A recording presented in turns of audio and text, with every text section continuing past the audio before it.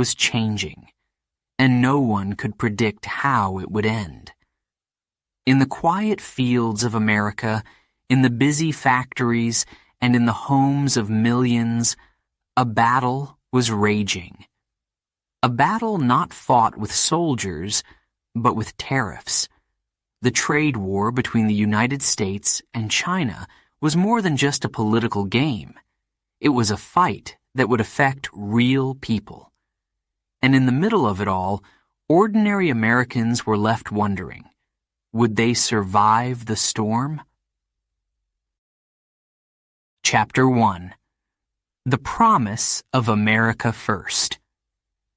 In 2016, something big happened in America. A businessman named Donald Trump ran for president. He was rich, powerful, and bold.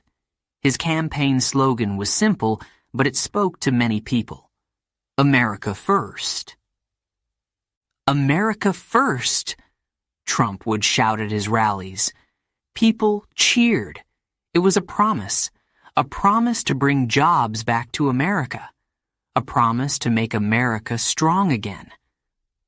But there was one problem, a problem that Trump could not ignore. China. He believed that China was taking advantage of America. For years, he argued that China was stealing American jobs, stealing American money. Why should America keep losing? Trump would ask, his voice full of anger. We need to take back what's ours. He believed that China's trade practices were unfair. China would sell cheap goods to America, but American companies couldn't sell their products in China. They're cheating, he said. This isn't fair.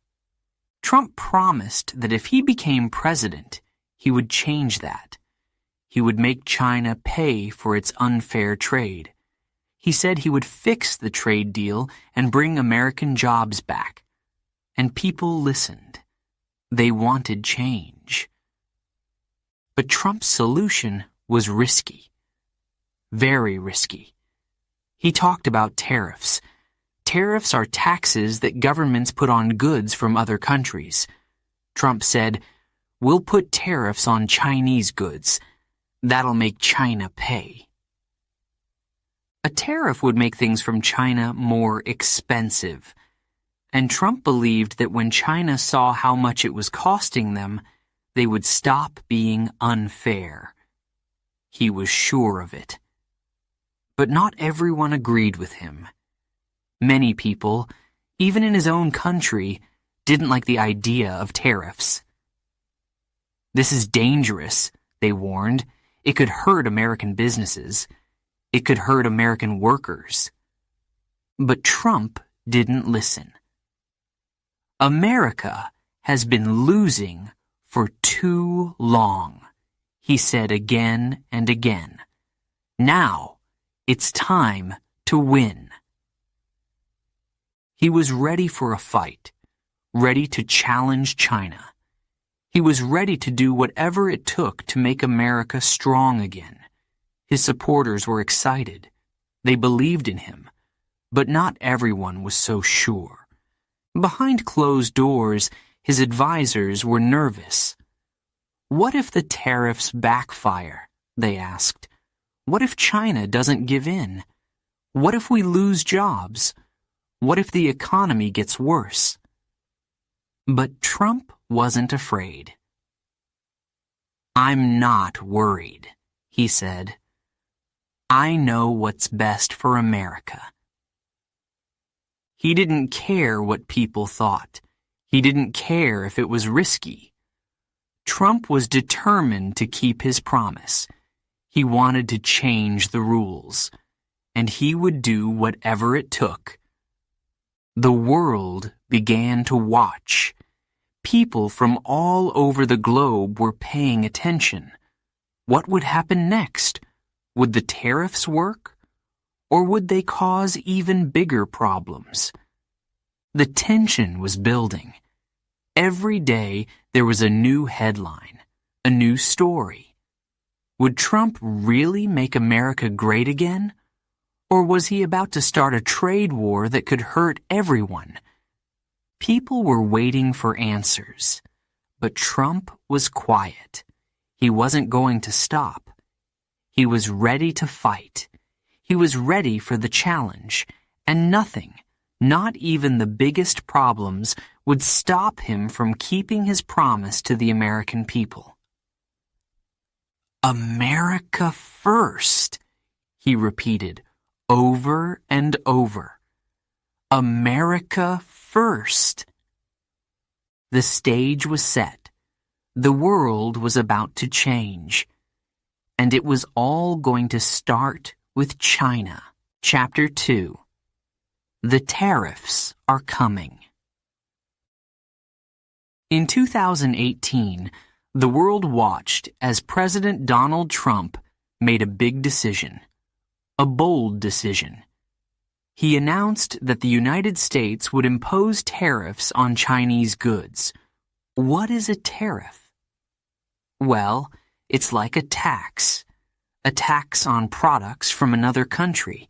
It makes them more expensive for people to buy. Trump believed this would hurt China. It would make their products less attractive to Americans. And that's exactly what he wanted. He wanted China to feel the pressure. China has been cheating us for too long, Trump said, his voice loud and angry. It's time to stop the theft. Trump wasn't just talking about a small problem. He was talking about years of trade imbalance, years of unfair deals.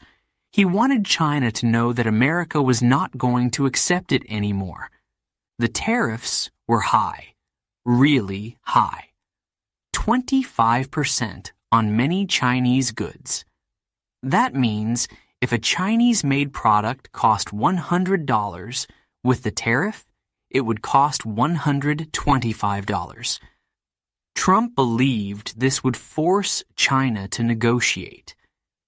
He thought China would come to the table, willing to make a deal. But there was a problem, a big problem. China didn't back down.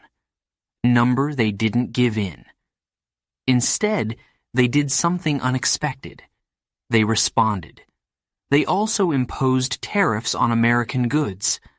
The trade war had begun, and it was like a storm that no one could control. At first, people didn't know what to expect. Would it get worse? Would it end quickly? Or would it spiral into something bigger, something dangerous? It didn't take long to see the effects.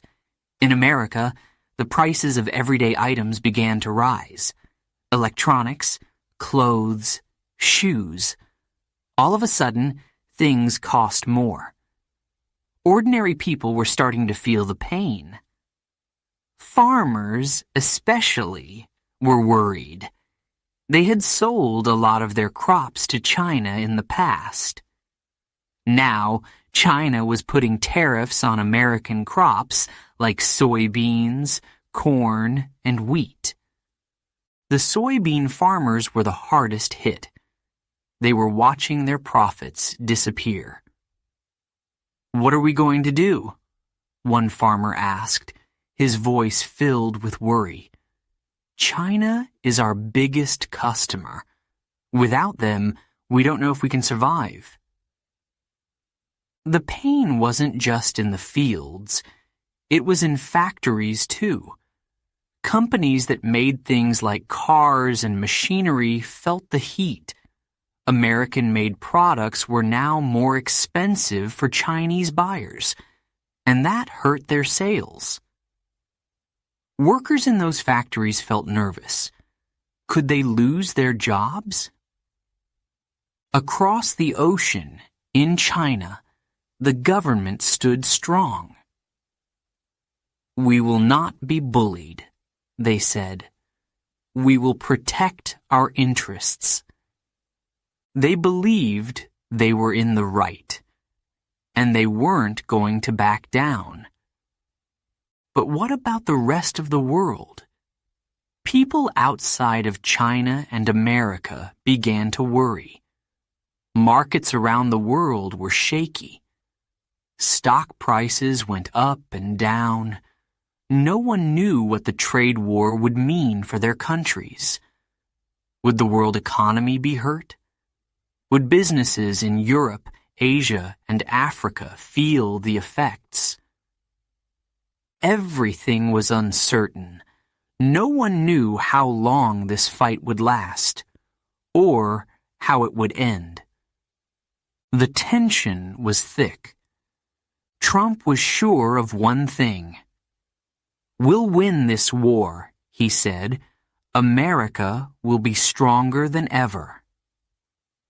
But deep down, even Trump had to wonder, what if it didn't work? What if the tariffs hurt America more than China? What if, in the end, everyone lost?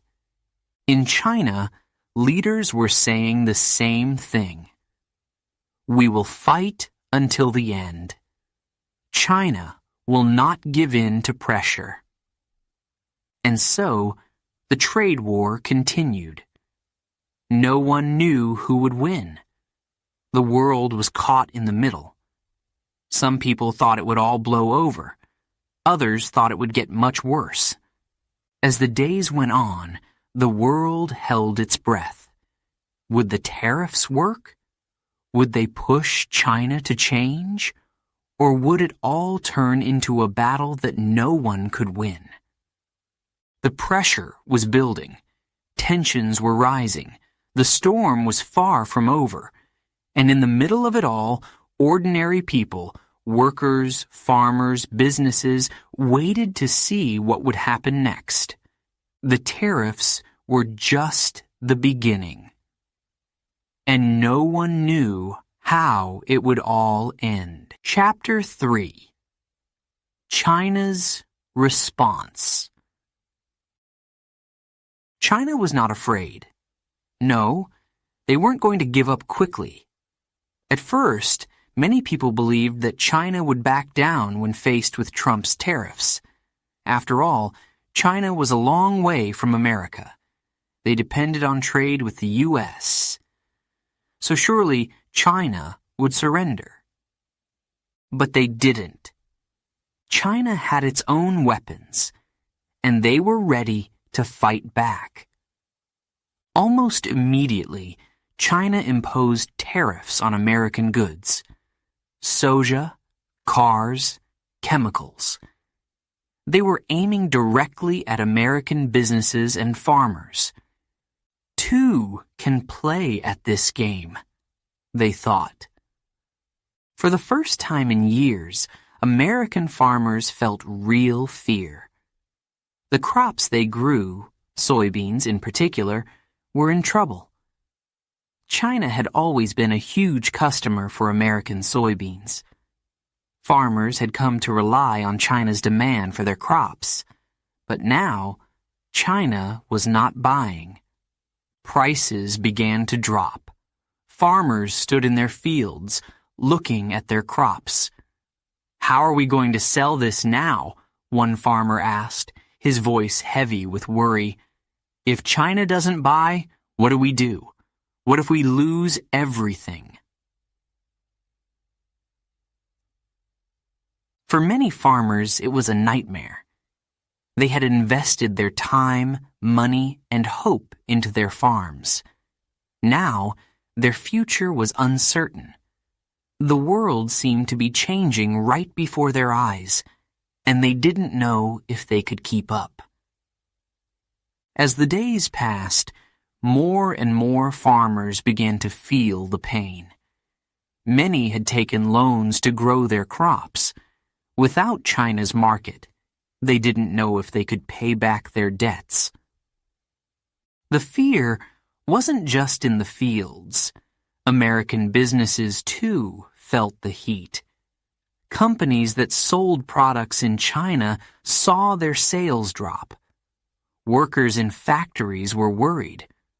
What would happen to their jobs? The tension was building. It wasn't just about trade anymore. It was about pride, power. Each side believed they were right, and neither was willing to back down. In China, the government made one thing clear. We will fight until the end. The people were ready. They were determined. And as the trade war grew, it became something bigger. It wasn't just about goods and tariffs anymore. It was about showing the world who was stronger. Who would win? The pressure was mounting. With every new tariff, with every new announcement, the world grew more nervous. What would happen next? Would it ever end?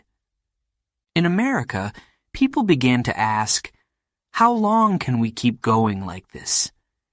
The economy was starting to feel the pain. And it wasn't just the farmers or businesses anymore. It was everyday people, workers, families, who were starting to wonder if the trade war would cost them their jobs, their homes, and China. They were ready for whatever came next. They had already decided they wouldn't back down. This fight wasn't just about money. It was about showing strength. It was about power.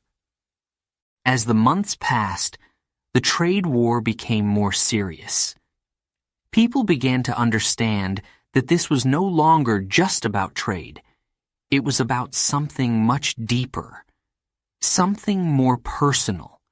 And with every new move, every new response, the world watched. Would China win? Would America win? Or would they both lose? Chapter 4. The World Watches. The world was watching. The trade war between the United States and China was no longer just a story in the newspapers. It was a global event. People all over the world were holding their breath, waiting to see what would happen next. Would the two largest economies in the world find a way to end the fight? Or would they keep pushing each other until the damage was too great? In America, stock markets were shaky. One day, they would go up. The next, they would drop.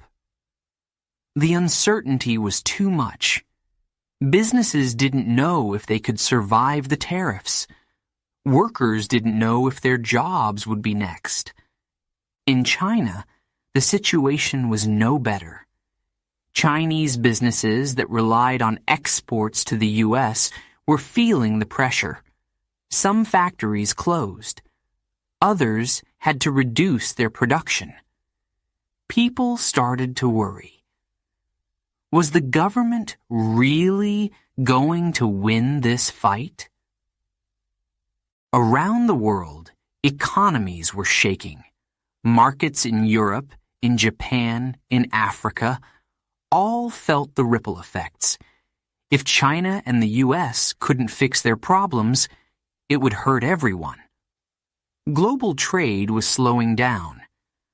Companies that depended on cheap goods from China were starting to panic. The media couldn't stop talking about it. News outlets around the world broadcasted the latest updates. What will Trump do next? They asked. How will China respond? It wasn't just about money anymore. It was about trust. Could the two countries ever trust each other again? Was there a way to reach an agreement, or was the damage too deep? In the middle of this chaos, ordinary people were beginning to feel the effects. Mark was a factory worker in Ohio. He had worked in the same factory for 20 years, making car parts. I don't know what's going to happen to us, he said one evening, his voice filled with worry. One day, I'm working full-time. The next, they're cutting hours. If this keeps up, I might lose my job.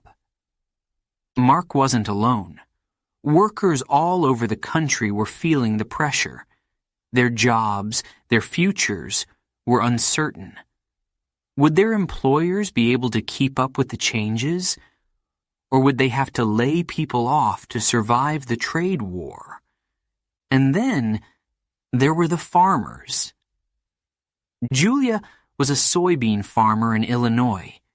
She had spent her entire life growing soybeans. I've never seen anything like this, she said, her voice trembling. The prices are falling. We've lost our biggest customer. If China doesn't buy our crops, what will we do? Farmers like Julia were losing hope. They had always relied on China to buy their crops. Now, with the tariffs in place, they didn't know what to do. They couldn't afford to wait for things to get better. They needed help now. Back in China, things weren't much better. People were also feeling the pressure. Some businesses closed down. Others saw their profits shrink. Workers in factories feared for their futures. Would they be the next to lose their jobs? And still, the fight continued. Both countries were locked in a battle, each unwilling to give up. The tension was growing stronger with every passing day. Could they find a way to end it? Or was this the new reality? A world where both sides fought, but neither could win. The question that everyone was asking, how long could this last? Politicians in both countries tried to make deals, but each side was stubborn. Each side believed they were right, and the more the two countries pushed, the more the rest of the world felt the pressure. In Washington, Trump was firm. We're not backing down. We will win this fight, he said. In Beijing, the Chinese government echoed the same sentiment. We will protect our interests. We will fight until the end. The fight was about more than trade. It was about power. It was about who would come out on top. But as the months passed, people around the world started to wonder, what was the cost? Who was really winning this war? In the end, the world was holding its breath, waiting for an answer. Would China and the U.S. find a way to come together? Or would this war keep dragging on, with more damage, more pain? The world was watching. And no one knew what would happen next. Chapter 5. The world watches. The trade war was no longer just about two countries. It was bigger than that. The world was watching. Everyone felt the pressure. The whole globe was holding its breath. Stock prices were dropping. The markets were nervous. People didn't know what would happen next. Would the war end? Or would it drag on forever, hurting everyone in its path? In Europe, businesses worried. In Asia, people started to fear the long-term effects. They knew one thing for sure. If the U.S. and China didn't stop fighting, it could hurt everyone. The world was connected. What happened in China and America wasn't just about them. It was about the world economy, and the world was scared. Would this battle between the two largest economies in the world cause a global disaster? In America, the media had one question on their minds. What will happen next? Some news stations supported Trump. They believed he was doing the right thing. He's protecting American interests, they said. We've been losing for too long.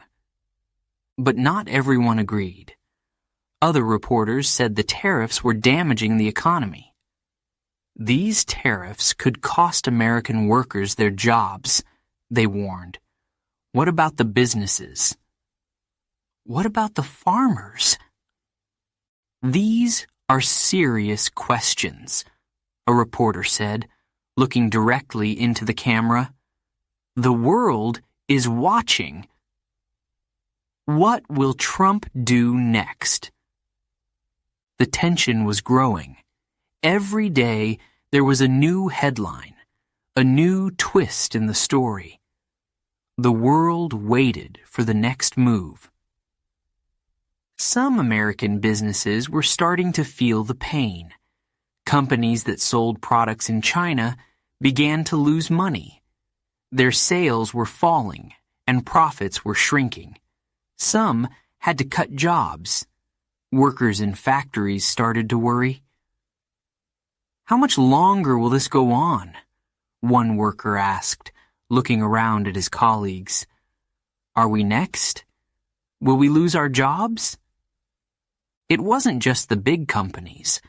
Small businesses, too, were hurting.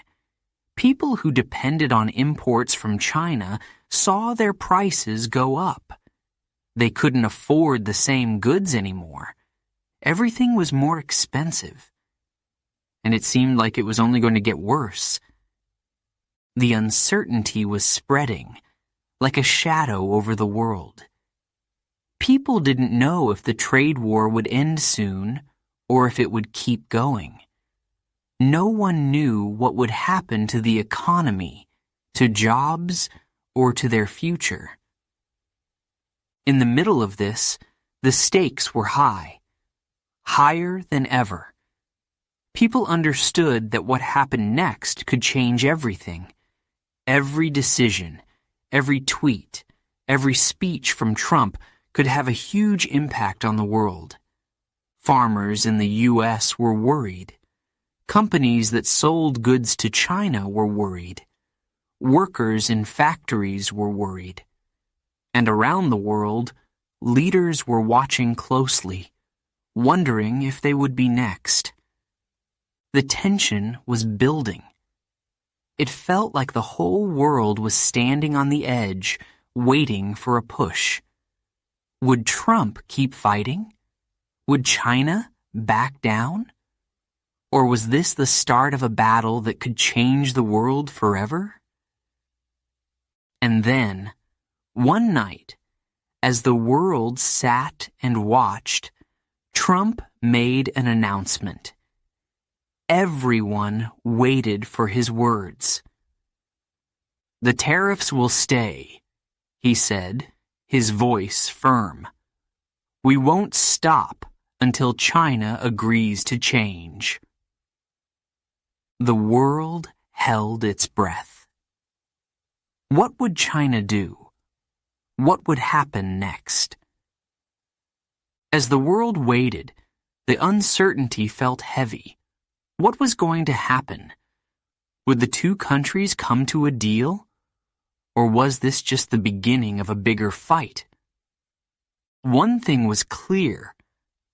The world was watching. And the future seemed uncertain. Chapter 6. Ordinary Lives, Big Consequences. The trade war wasn't just about politics. It wasn't just about power or money. No. It was about real people. People like John. John was a soybean farmer, and he had spent 20 years of his life working the land. His hands were rough from years of planting, growing, and harvesting. But now, standing in the middle of his fields. He wasn't sure if he could keep going. "I don't know what to do," John said quietly, looking out over the land. His voice was heavy with worry. "I've been farming for 20 years, but now I don't know if I can keep going." He had worked hard, built his life around his farm. Soybeans were his livelihood. But since the tariffs were put in place, everything had changed. China, which had been one of his biggest customers, wasn't buying his soybeans anymore. The price of his crops had dropped. He didn't know how to survive without that market. John wasn't the only one.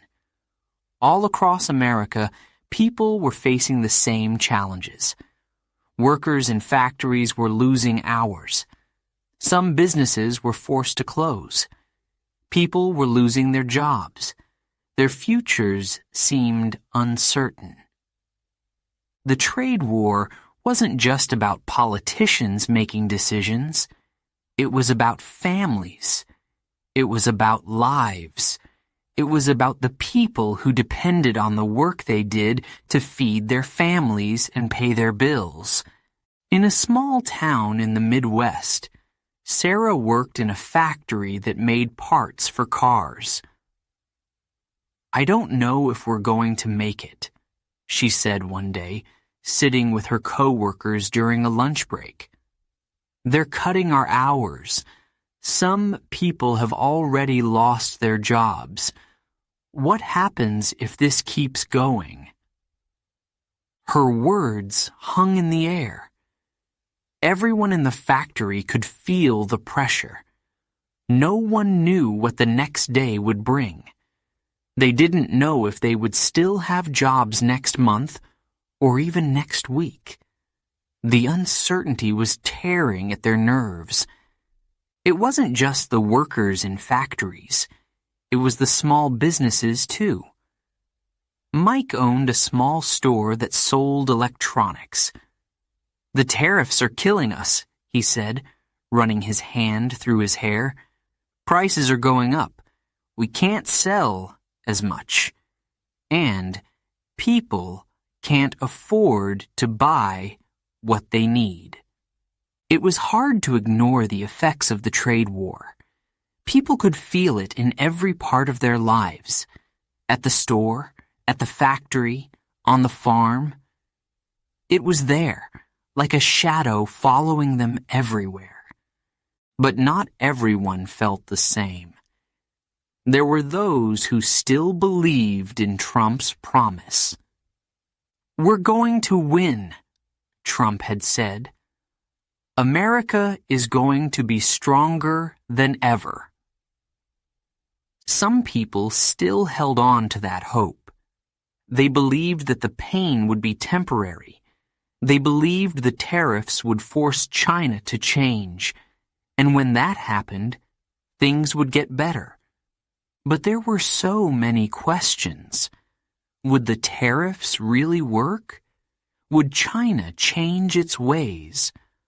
Or was this fight only going to get worse? The story of the trade war was still being written, and no one knew how it would end. Could the world's two largest economies find a way to stop the fight? Could they come to an agreement that would help everyone? Or would the trade war continue to hurt people, ordinary people, for years to come? The pressure was building. Every day, it felt like the world was waiting for something to change, but no one knew what would happen next. For John, for Sarah, for Mike, life was getting harder. The world seemed to be changing faster than they could keep up. They didn't know how much longer they could hold on, but they kept going. Day after day, they did what they had to do. They worked hard, even when it felt like the odds were against them. And as the trade war dragged on, one thing was clear. The consequences were real. People's lives were being changed, and no one knew what the future would bring. It was a tough time, a time of uncertainty, a time when hope and fear mixed together. The trade war wasn't just a political issue. It was a story of people, a story of struggle, and a story that was still unfolding.